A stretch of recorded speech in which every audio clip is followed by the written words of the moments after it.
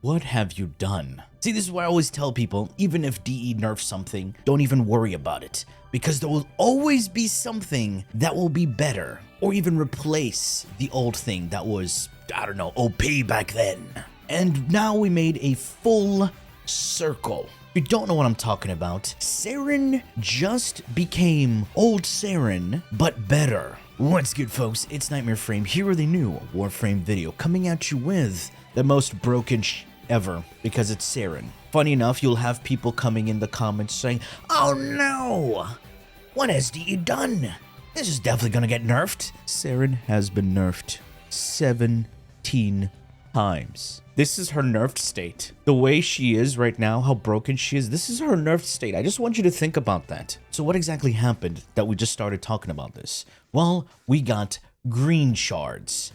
You know how there's yellow, red, and blue, but now we got fusion shards. These fusion shards offer you newer things, newer funny things, and I just happened to get my hands on 3 of these green shards. Now, what do you know about Saryn's spores? Okay, she throws some things, they deal damage over time, spread to enemies, and the damage that you deal is corrosive. And you need 200% strength to get 100% status chance on spores. Back in the days, this 200% strength Saryn was able to fully strip the entire room until DE changed how status effects work, status stacking, etc, etc. And corrosion could no longer fully strip until they released Hydroid's rework. But now with the green shards, you can have new Saryn with old school stuff. You can fully strip with spores with 2 of these green shards, one of them giving you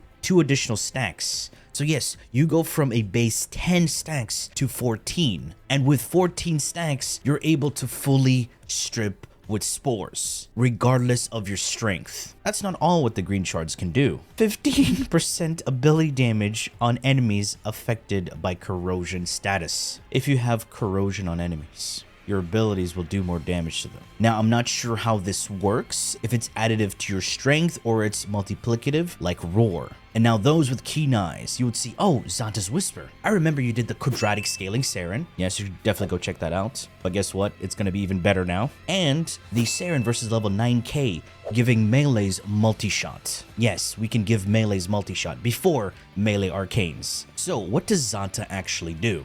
Usually some people say, oh, but Xata and Toxic Clash were nerfed. There was an old interaction where Xata and Toxic Clash will proc together, and it will be crazy damage. But what if I tell you, both of these can re-trigger one another using AoE effects? You know, I said this before, but people still didn't understand it. So I'll explain this. Both of these abilities will apply an instance of damage. It's like coating your weapons. I don't know why I'm doing this, but it's like coating one hand in Toxic Lash and the other hand with Xata, and you slap someone.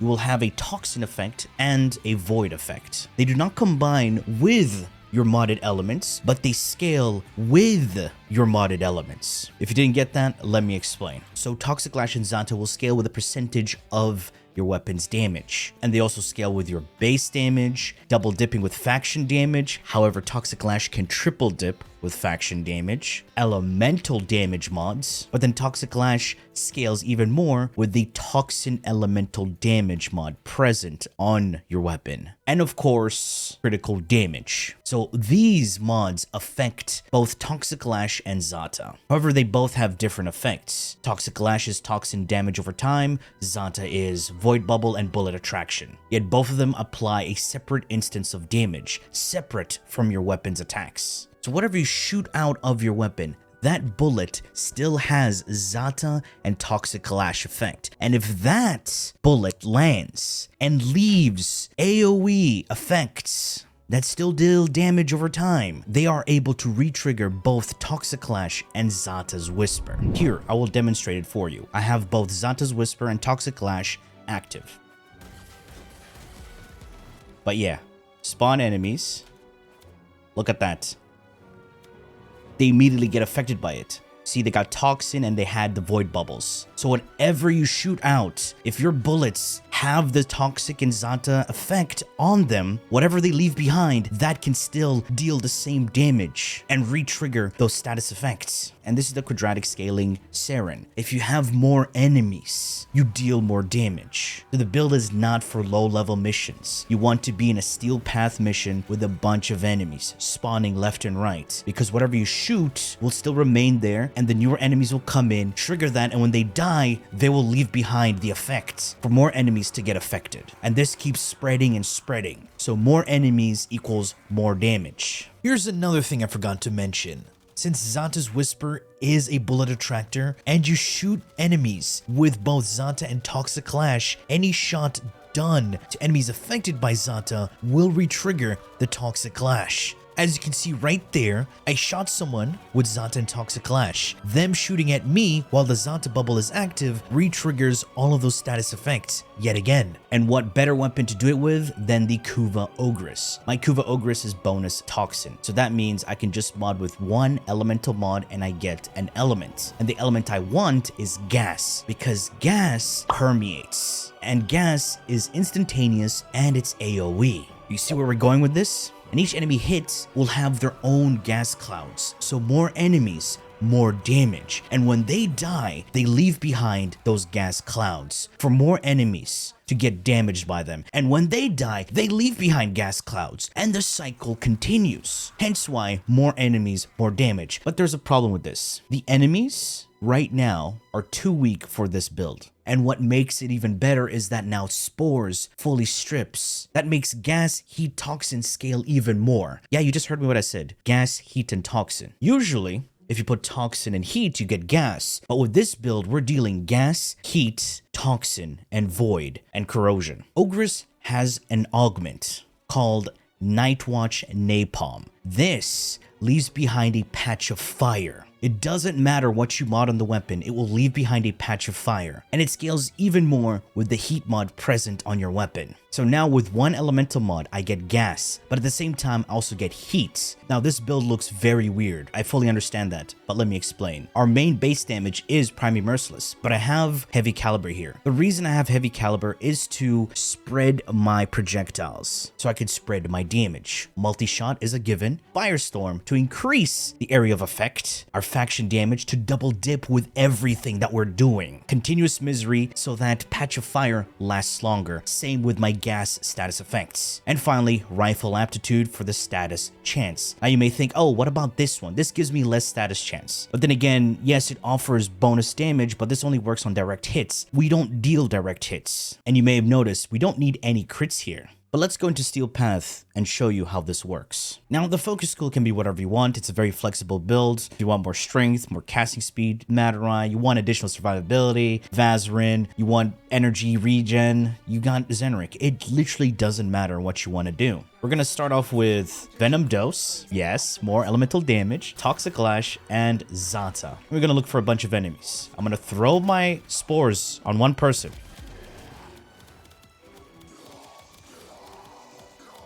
I don't even have stacks built up yet. That's my second shot. Third shot. Oh, come on. Those guys were way too squishy. You see what I'm saying? How this build is just too strong for the current Steel Path we have? And you see all these clouds triggering on them, dealing damage? Yeah, that's what happens.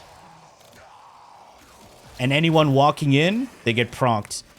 Fully stripped, and they're dying.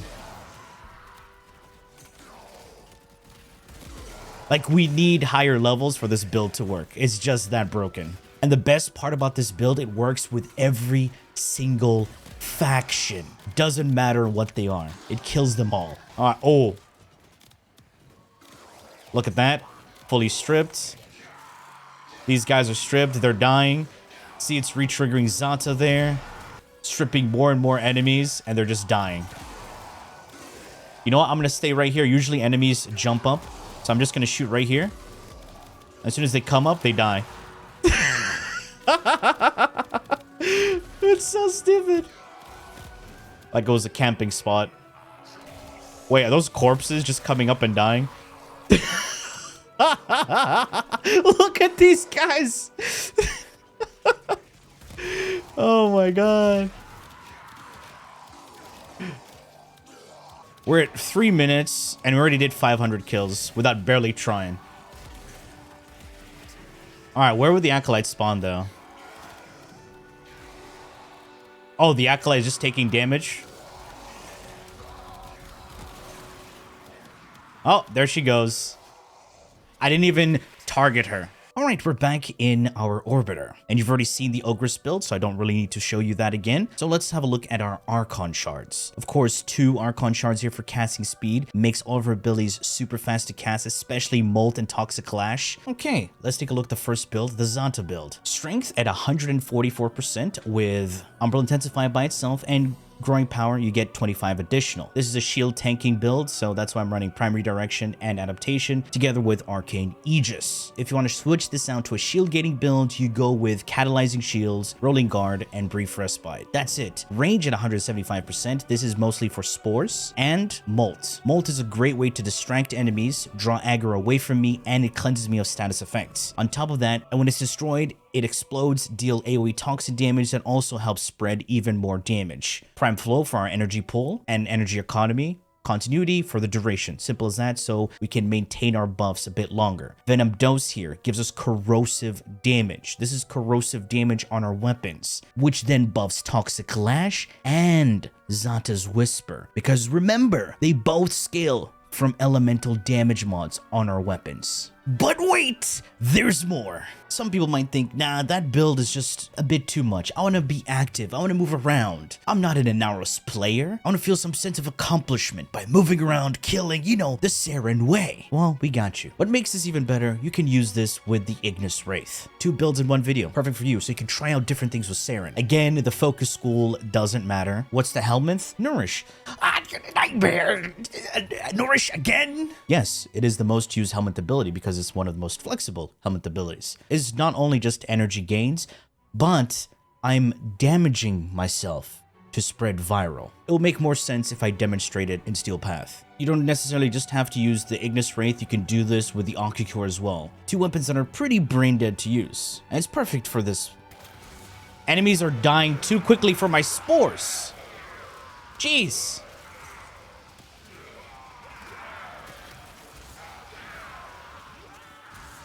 Look at this. Look how stupid this is.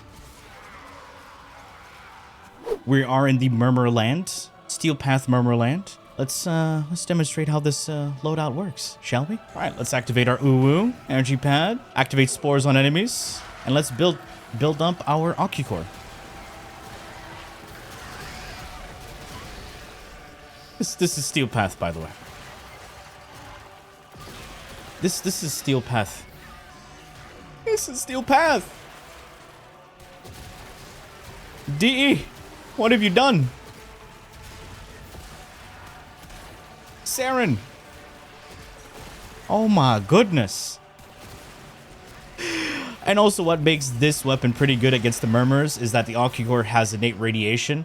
You can have radiation, heat, toxin, and viral. Oh my. Oh my. Oh, that was an Eximus. Also gotta be sure not to get myself killed, because I'm using combat discipline. I'm killing so fast. There are times where I'm just killing so fast, I end up dying. And we're switching to the Uwu build. This is the Nourish version. Strength is at 243% with Blind Rage and Umbral Intensify. Again, this is a shield tanking build. Combat Discipline damages our health when we kill enemies. But why would we do that? Well, simple. It's for 2 reasons. One of those reasons, if we take damage, Nourish is able to do its poo-poo over to enemies. So we can spread viral because we're technically taking damage as we kill enemies. Secondly, when we take damage, we're also able to get a flat 45% crit chance on all of our weapons, thanks to Arcane Avenger. Duration is only with Constitution here. Well, polarity issues. Usually you want primed continuity, but Constitution is just fine. Range at 175% again with Stretch and Augur Reach. However, if you want, you can go with Overextended as your main range mod, and that leaves you 2 spots. One for Augur Secrets and then Primed Continuity. So it can balance out your strength. And these are the Saryn builds. For the weapons, as I said, you already seen the Ogris build. Let's have a look at the Ignis Wraith build. Got your base damage from Merciless, faction damage mod to double dip on those DOTs, and even basically has you do even more damage with Toxic Lash, 2 Toxin mods to give us gas on Ignis, and also gives us 69% status chance. Nice. Galvanized Aptitude, additional damage on enemies affected by status effects. And of course, running the Vigilante set bonus to give us an additional critical tier. For the Occucore, very simple. No crit chance mod, because the crit chance is coming from Sentient Surge and Arcane Avenger. And this also gives us additional status chance and refreshes our ammo so we never have to reload. The faction mod can be whatever you want, depends on what faction you're running. Since we're running Nourish on our build, we just go with pure heat. We have with Scorch and Prime Heated Charge. So we can get Viral Heat Toxin. And with the heat damage on our build, it's able to trigger Cascadia Flare, which is free base damage when enemies are affected by the heat status effect. This is for additional survivability, and it gives us more crit damage and fire rate. In terms of survivability, you have Guardian, Negate, and Shield Charger. Of course, crit damage with Tenacious Bond, fire rate with Reinforced Bond. Easily done with the Worm. Or the weapon running the Volcox, or you can run the Volcock. Up to you. These are the 2 weapons that have the highest critical chance to buff Tenacious Bond, because you need to have over 50% crit chance. And here it's easily done with 53. And with just a simple rank 4 critical delay, you are over 50% crit chance. So yeah, these are the 2 updated Saryn loadouts that shred Steel Path and make a joke out of them, because it's Saryn.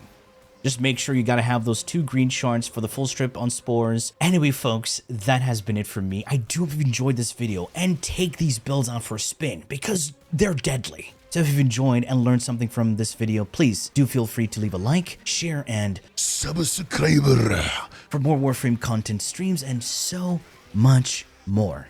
Do refer to the description. Thanks for watching, and as always, peace. Bye-bye now.